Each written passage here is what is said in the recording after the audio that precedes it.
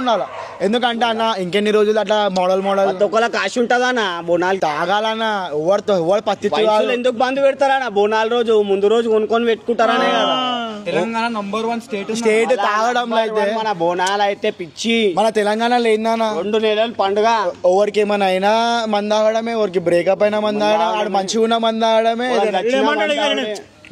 అరే ఈ రోజు బాధలు మందాదం, ఏ రోజు ఇంటికి పోతలే మందాదం, ఏ రోజు ఆడికి పోవాలి మందాదం, ఏ రోజు ఎడికి పోదాం మందాదం. నువ్వు ఎంతైతే తాగుతున్నావో అంత నీ లివర్స్ ని కూడా చూసుకొని హెల్త్ ని కూడా చూసుకో బాయ్. మీ అందరూ మందు పతొక్కలు తాగుతారు. మీ అందరూ ఇట్లా బోనాలు జర ఖరాబ్ చేయకూరి బాయ్, ఖరాబ్ చేయకూరి. ఇంకొకటి ఈ మాటలన్నీ చెప్పినాం, ఇవన్నీ మనసు దుష్మన్ కనిపించిన బోనీ రాబోయే లైట్ నమ్మ అని చెప్పి 5 నిమిషాలు ఇంట్లో ఆలోచించండి. ఎందుకంటే నువ్వు బోనాలకు పోయినావు అని ఇప్పుడు వస్తారు ధన్మన్ ఏడక్క పెద్ద కొడుకు అనిపిస్తలే అంటారు. జాతర పోయింది అంటారు.